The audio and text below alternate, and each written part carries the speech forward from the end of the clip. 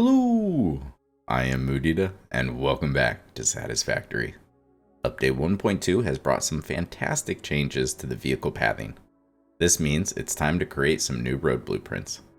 As fun as it sounds to do an all truck and tractor run, I want to include some train lines as well. Train stations will let you send power all over, but there are times I want to branch off power without placing one. These blueprints will also have power towers running along the top, which solves this problem and are great for some personal travel that lets you enjoy your world as you go. I have a few guides on the channel that go over how to make curves for roads and rail lines. These, in my opinion, give the cleanest look. They also require just a bit more work. In my current save, I want to try and make things a little easier on myself. If you are like me, there's just a bit of simplicity to sticking to the world grid. Going off-grid opens up all sorts of possibilities and can give you some fantastic looks. But sometimes you just want all your factories and roads to line up easily from one side of the map to the other. With these blueprints, I'll show you how to start and stay on the world grid with your roads, making it easier to connect to a factory in another biome. Here we are in my creative world. Let's start with the major roads I have, then I'll quickly go over the simple roads that are only for vehicles, and lastly, some of the things I've learned so far. Let's start basic and just do the straight section. I'm just going to go ahead and grab some asphalt here, and I'm just going to change it to the 2 meter. And I'm getting really close because I want to see where the line is down the middle. I'll lock it in place. It's really hard to tell, but there is a line right here that doesn't run horizontally. So if I make sure that they're all facing the same direction, the line shows up a little bit easier once it's placed. Not a big deal at all. It won't make any difference if they're not all facing the same direction. This is purely for aesthetics. Start with the outside border, and I'm going to use the construction fence. I'm going to lock this in place because I personally am not a huge fan of how much it sticks over the side of the foundation. Now, if you place a wall along the edge, it's way less noticeable. But for me, I am going to hold control and nudge it in by just a half a meter. I'm going to place one here and then do the same thing on this side. But since now it is kind of sticking a little bit on the inside, I'm going to use my half factory zone patterns. In a different blueprint, I'm going to want to use this half of the foundation, so it would be best if I just don't try to use it at all. Or else then the truck path might have to get all wavy. I personally like having a center barrier in my roads, but it is completely up to you. The easiest and most flexible option would be to just use the pattern. But like I said, I really like having a physical barrier, and on this bigger road, I think I can get away with it. I'm going to place a small concrete pillar here, and I'm going to zoop this across, delete this one, and place the 2 for this foundation. And I also want to place the road barrier on top. When you place it on top, you've got completely free placement. So instead, what I'm going to do is place it right here on the foundation, because then I get my normal snapping points. Lock it in place, nudge it up 2 meters, and then over. So it's directly on top. And now I can zoom it across, and it's exactly flush on either end. Now that I've clearly defined lanes, let's place the path. I'm going to use the universal vehicle path because I want to be able to have the option to use trucks or tractors. And I'm going to go with right-hand drive. So we're just going to start from one end and go to the other, and then flip it around and do the same thing on this side. I'm just going to save this as road 1, just more for temporary purposes. And if I put this in Blueprint Auto Connect, we'll see that the paths connect and change colors. And if this was right on the ground or right on the water, I think this would be fine. But a lot of the time, there's going to be a bit of clearance between it and the ground, and I'm not crazy about how it's just one flat thing of foundations. So if this ever happens to you and you want to add more to the blueprint, especially, say, underneath it, don't fret. All we need to do is make sure that this one is saved, and then we're going to clear the blueprint designer. Now, if I load it, it's going to load it in the exact same spot. But if I grab my blueprint, now I can just place it inside, and I am going to nudge it up 1, 2, 3, 4 meters because that is the height of one foundation. And I think that should be able to give me enough. And if that turns out to not be high enough, I can always just clear this and start over.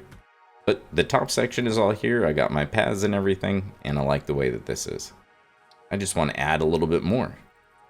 Now, if we go with the 4 meter, it's not bad. Maybe I should do it a little bit differently. What if I just do 2 of the 2 meters instead?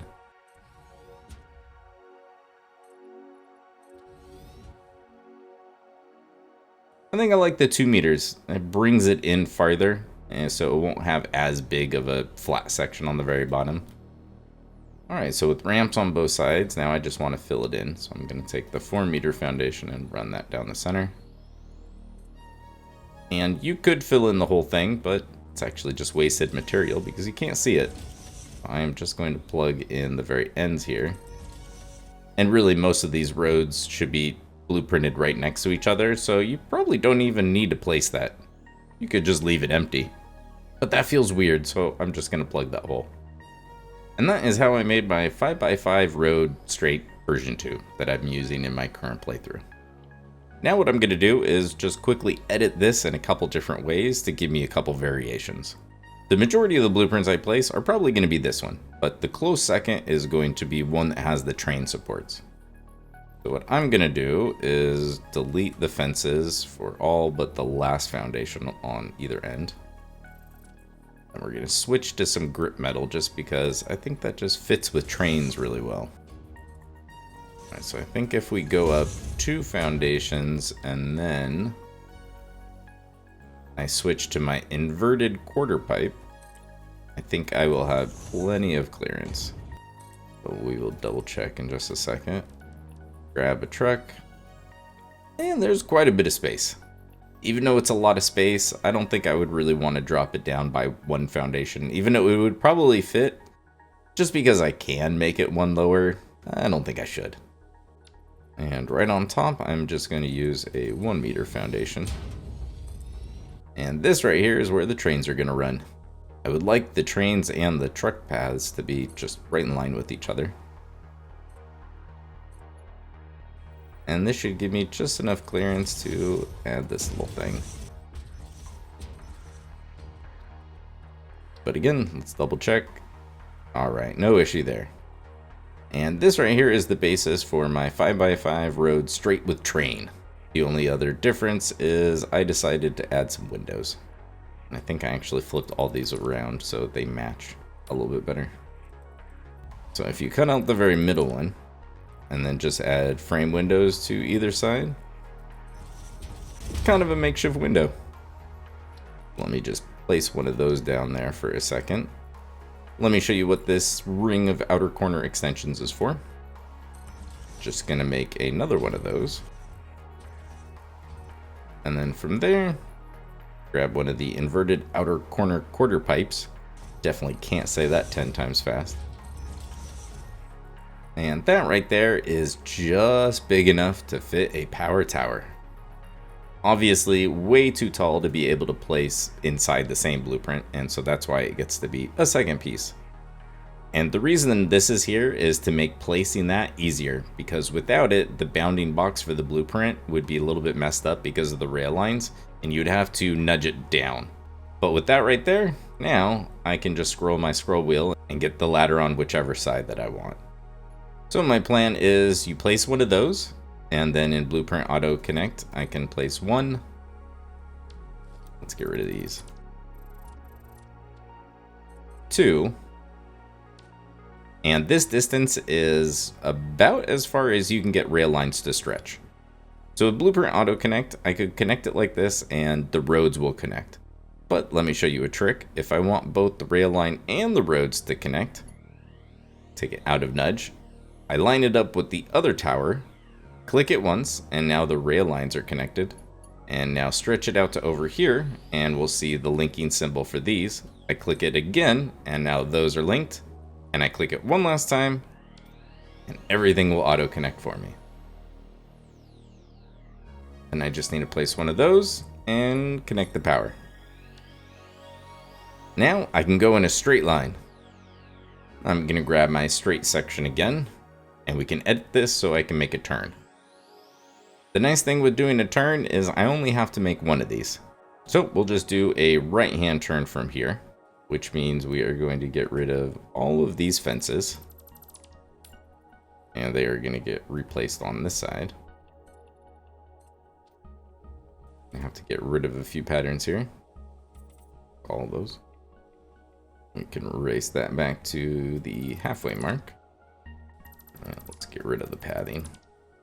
Alright, so if I want to make a right-hand turn, let's just lay out the center divider.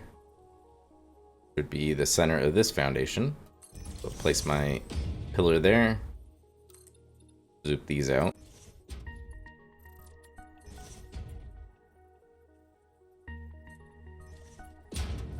Alright, and then I think I can just nudge that. That helps me figure out where I need these patterns to go, which is also where the truck path is going to go. It's going to go there. And then let's redo the half factory zone fences. And for the corner, I think we'll just do that. Yeah, I kind of like it. All right, so now with the vehicle path, let's see, can we do a right-hand turn? Oh, good, we can. This is just long enough. So we'll do that there, and then this lane turns this way. And there we have the 5x5 turn. Oh, the one last thing I forgot to show you is I did add a centerpiece. Because I didn't like how the train lines just kind of floated in the curve. And so to do that, I just grab a painted beam, I put it in freeform, and I go from the top of one to the other. Now I can snap this to the end, nudge it over 1, 2, 3, 4, nudge it down 1, and now I can zoop that across. Probably won't line up quite right, so we'll just go halfway and then do the same thing on this side. Page down, start from there, and then just have it clip in. And now the train lines have a support to go across when they make this turn. So now with the corner, like we designed it, I can make a right turn. But all I need to do is rotate it, and now I can also make this just do the left turn. So same blueprint, and now I could, I don't think I've ever done this quite like that, but I mean, you can. The rail lines are going to look a little bit funky, but they're supported and they should work. The T-intersection is going to be super similar. You just are going to delete all of those fences, and the barriers will be ever so slightly different. And all of these blueprints will be included on my Google Drive for free. So if you ever want to take a look at them or just use them, by all means, go check them out. Now let's talk about changing the elevation.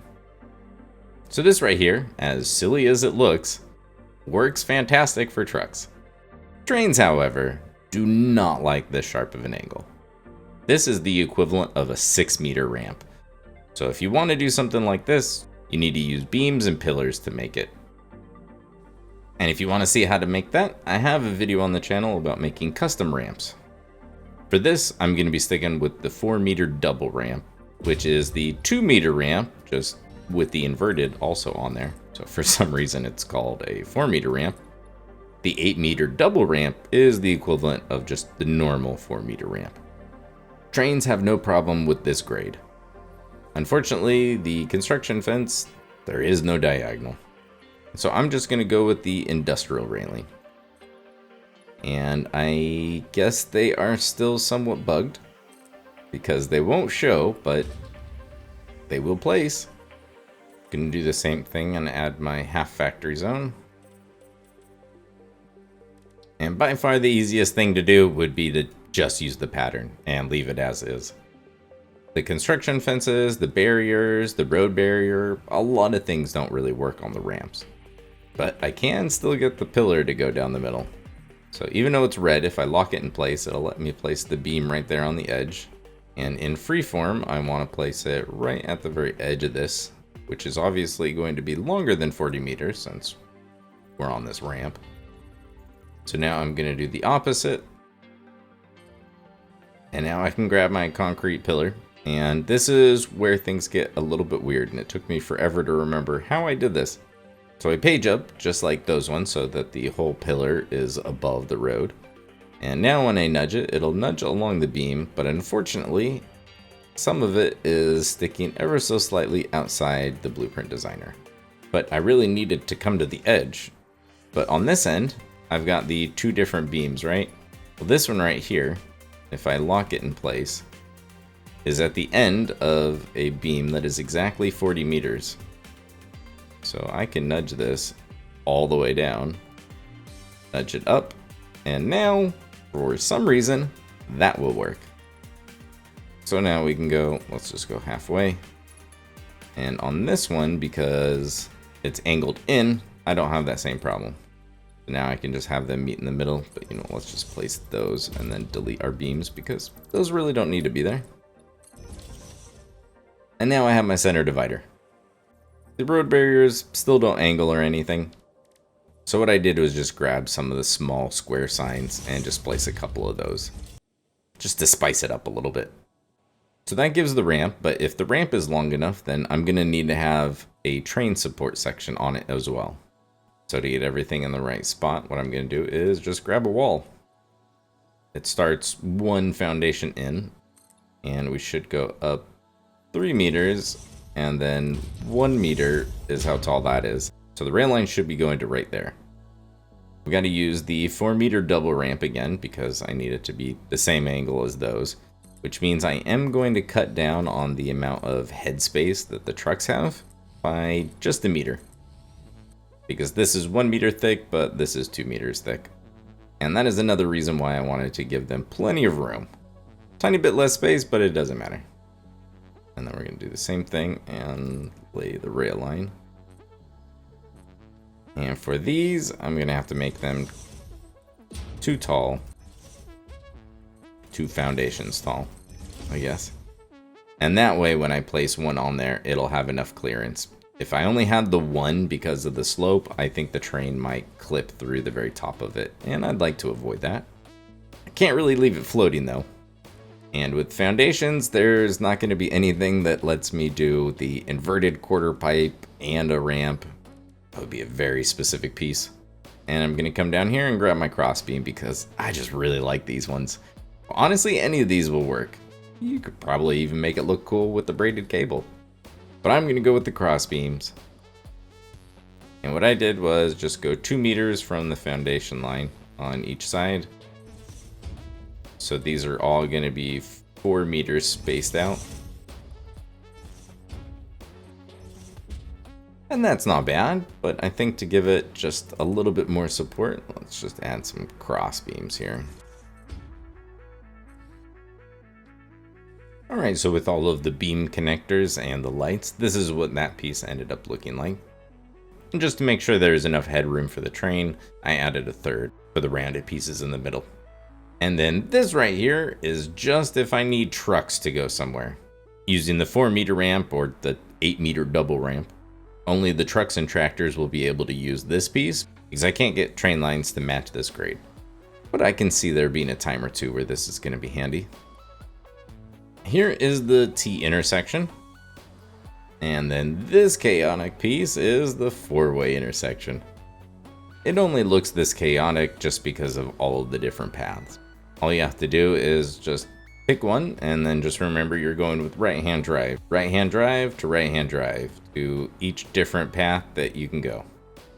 And then you finish one and then go with the next one. And work your way all the way around, and all of a sudden you've got all of your different paths in. I'm not going to go through building them because it's very similar, just a whole lot smaller. I have a whole bunch of what I call simple road blueprints, where it's only 2 foundations wide, and so both trucks and tractors do fit on here, although the tractors will operate a lot better. On a straightaway, the truck has no issue and it'll fly. But anytime it needs to turn, I do have some corner blueprints, which were a little bit more complicated to make work with the road being quite a bit smaller. But the truck is going to slow down a lot going around these turns. And even though it looks like it's got enough clearance on the path, the wheels are going to hit these corner barriers each time. So on this simple road, there's a good chance that I'm just going to end up deleting all of this. And this is a good candidate for just using patterns on here. As long as the paths don't show up green, it's not an intersection, and they're not going to run into each other. The center divider is really just for visuals more than anything. If you're going to make really small roads like this, I would recommend just using the patterns instead of a physical divider. All of these simple road blueprints will also be available on the Google Drive. I have already touched on a couple of the lessons I've learned so far. The first one being, patterns are a whole lot easier than having a physical barrier. And especially when you want to transition from a straight piece to, say, the ramp or something like that, your options are a lot more limited, and the patterns just work. Speaking of transitioning to ramps, that brings me to my next lesson learned. When you include the vehicle path in the blueprint, the transition isn't always that smooth. And even when I'm transitioning from ramp to ramp, which you would think would be a bit smoother, it still has that really weird section. There very well may be a trick to actually placing these on the ramps, and I just don't know, so if you do, let me know. But what I have found is it's usually easier just to get all of your ramp sections down. And now connecting it from here to here, it seems to be a whole lot smoother. You do still have one little section here, so maybe, let's see, what if we, instead of it coming right to the very end of the foundation, let the pathing kind of figure out that change for you. And if you get lucky, then your ramp is short enough that you can do this all in one stretch. If not, you may end up just having to stop midway through and then continuing on. And this is a lot better than it was before when it was actually dipping into the foundation, but it still dips down ever so slightly. So if you know of a better way to make this just much smoother, please let me know. But either way, my suggestion is don't include it in the blueprint. It'll be a much smoother path if you just manually do it afterwards. And lastly, for the lessons learned, it's these 90-degree turns. These are not the best for keeping the speed up. In my current save, I have a stretch of road that has a lot of these. And now that I have actually put it into use, I have some thoughts. These are very functional, and if you only have one here or there, it isn't a big deal. Having this many close together means the truck stays at a low speed for a very long time. This last part of the video is testing out my alternative method. Back in the test world, it's time to run an experiment. I have 3 identical paths set up here. Each one of these are offset by, I think, 6 foundations, because that's how big those blueprints are down there.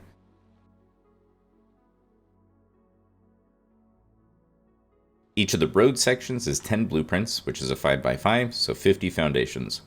Then I'm just using a 6x6 down here. So now I've created 3 identical right turns. And I want to test out 3 different methods. The gap in between these is going to be exactly the same. Since we want to keep the measurement the same, let's use the outside edge of the foundation. So that would be 30 foundations. And then starting from the middle, we'll start again with the outside one. 30 foundations. And then same thing, 10 blueprints, and then the 3 truck stations.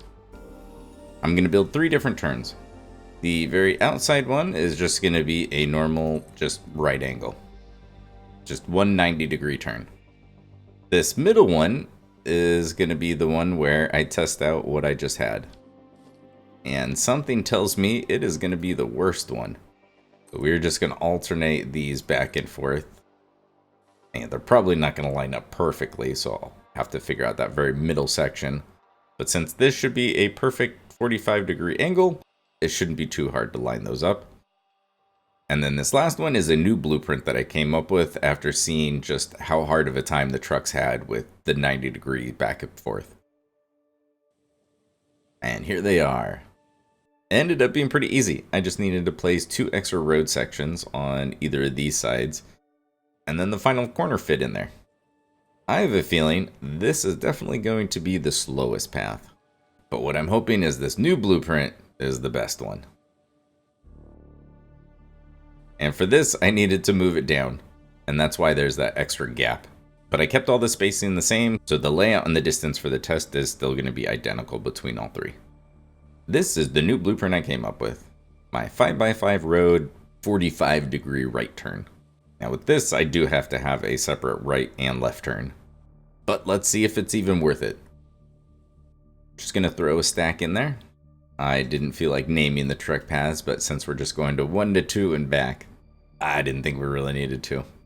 So the way this is gonna work is I am just gonna time it for 1 full round trip. Once I see the package turbo fuel start to move here on the right, that's when I'm gonna hit the timer.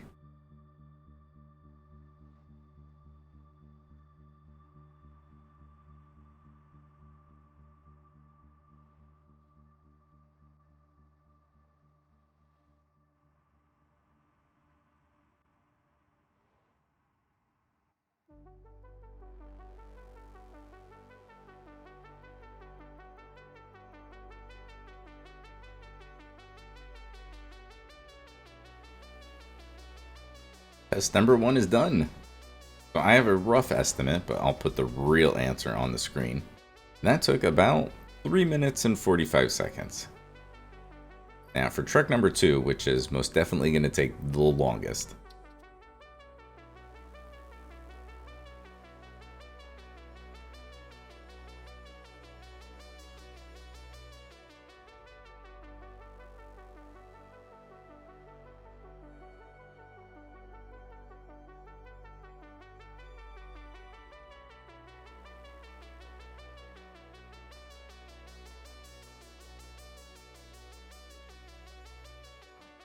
And there goes test number 2.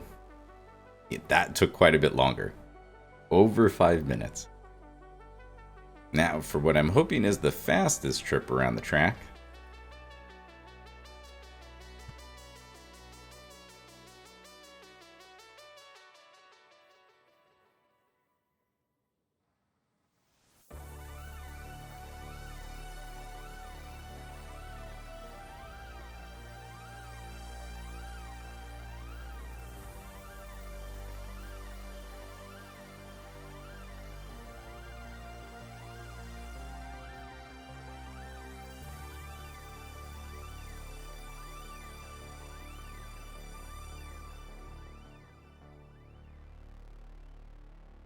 That is test number 3. I had no idea it was going to be that much better. And because it's not a sharp 90-degree turn, the truck basically doesn't have to slow down, and it's pretty close to top speed the entire time. I'm really happy with that blueprint. When I first designed this blueprint, I thought the only way to do it would be to use the Mark III designer. And the first time I recorded this, I lamented about not being able to fit this in the Mark II, but maybe someone could figure out a way. And then, while editing the footage, it dawned on me how I could cram it all in there. Let me show you. For this, I start with the one foundation of my road, which is just the straight section with 80% of it deleted. Normally, when you're making a curved road or something like that, if you want to curve to the left, you're going to work with the outside edge, which is going to be the right. And then vice versa. If I want to go to the right, I work with the left. So this is the complete opposite. If I want to go left, I am actually going to start here with the left. And I'm going to go to this outside corner. I'm going to rotate it 1, 2, 3, and that's going to be 45 degrees. Normally, I would build out this way, and that's how I did it in the Mark III, which I do think that blueprint looks better. But you don't have access to the Mark III till quite a bit later in the game. So until then, this will do. But instead of going outside the blueprint designer, we're going to go inside. Now I'm going to grab my foundation. I'm going to look at the second one in, rotate this sideways, and when I lock it in place, I can come down and double check, but the corners should be lined up. Terrific. So I'll place one, then place it in Zoop, and place the other 4. And let's go ahead and just remove these patterns. There's the old angle, here's the new one. And now I just need to fill in this gap. For that, we'll go with the beam. As long as you're picking the same spot, it doesn't matter if you pick the top, middle, or bottom, but the middle is easiest, so I'm gonna click it once here, aim this corner, place the beam. Now I'm gonna grab my foundation, and I'm gonna look at the beam, hit H, nudge it over to the left 4 meters, and then forward 4 meters. And place that one there. Same thing on the other side. H, 4 meters to the right, 4 meters forward. And now we can fill in that very last piece. Delete the beam. And now I just need to fill in the missing empty gaps here in the foundation. Alright, and now all I need to do is replace my fences.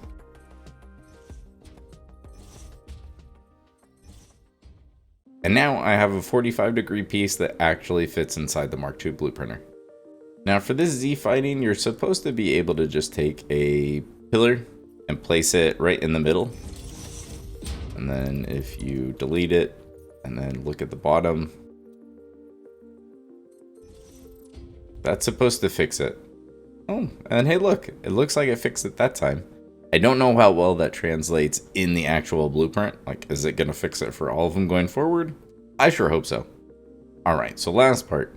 I know most of you probably know this, but building on the world grid is as easy as just holding down control when you're placing a foundation and it'll snap in this grid that you can kind of see.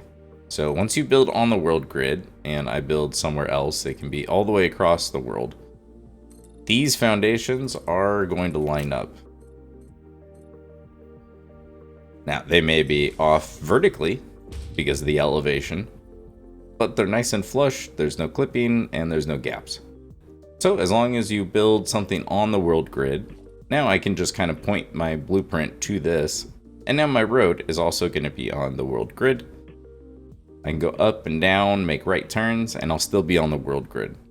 When it comes to placing diagonals, I would do it like I did in my test. I would basically map out where it's going to go.